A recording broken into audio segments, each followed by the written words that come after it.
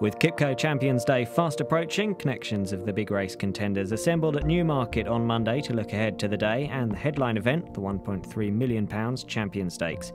Double-handed in the race is Sir Henry Cecil, who fields dual Champion Stakes winner twice over, along with six-time Group 1 winner Midday. Well, they both come very well this time of the year. Delighted with both of them. You wouldn't really split them. Two different type of horses, one sort of lengthens, one quickens.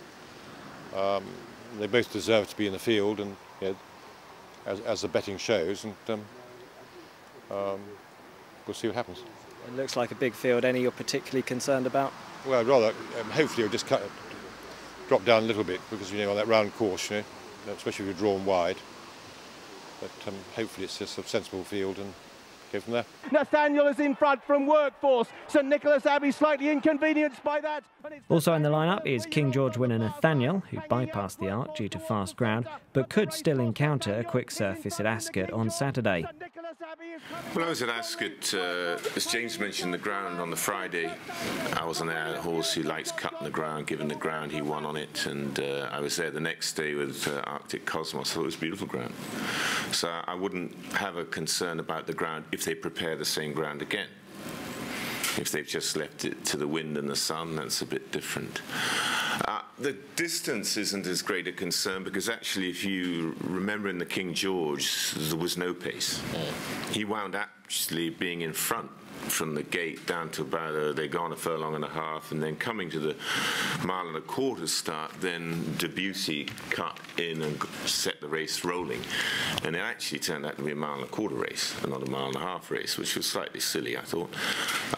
Having said that, the distance is less concern. I think what everyone will have a concern about, you've got 16 left in. I know 3 of them ran in the arc, so it's only 13 days between races, but if you've ever stood at the mile and a quarter gate, if you get drawn outside, you are, well, put it politely by saying you're severely compromised. I think we'll leave it at that. Godolphin are likely to have at least 2 runners in the race, headed by unbeaten 3-year-old Dubai Prince. Obviously, he's so lightly raced, it's impossible to know how good he could be. And we don't know either, because he's not tried at home to test him to see, well, how good is this horse? But what we do know is that he came back from an injury. He won really well at Newbury, beating okay horses. I mean, not the type of horses he's going to meet on Saturday.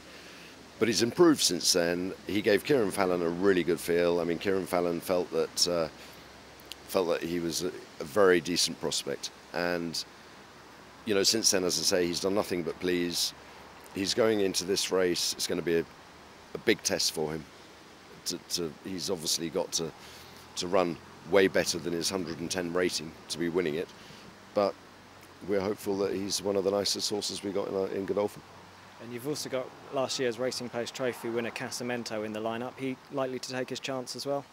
Yes, I mean, he's a different horse to Dubai Prince. He's much more workmanlike, needs winding up from a long way from home, but his last win was good in France. But again, he's going to have to step up on that to be competitive, but he's doing everything right.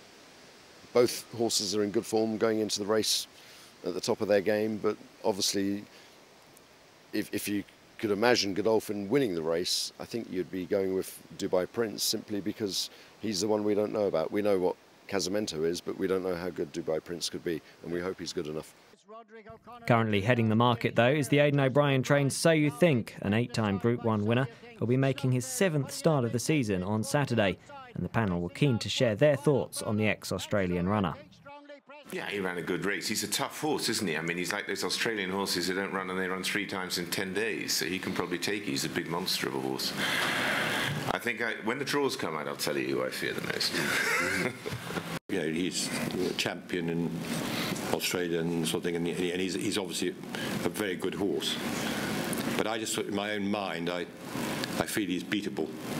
I think he's beatable, and I wouldn't be bothered, if I thought he was unbeatable, I wouldn't be able to sort of get myself. I wouldn't be able to train horses for a race which I don't think I got a chance of winning. I couldn't put my best into it, so I've put my best into it, so I obviously think I've got a chance. So finally, this is how the market looks for Saturday's showpiece event. So You Think is 2-to-1 favourite. King George winner Nathaniel is at 6-1. Stablemates Midday and Twice Over are 7 and 8-1 respectively, while well-fancied Dubai Prince is at 10s and it's 14-1 bar.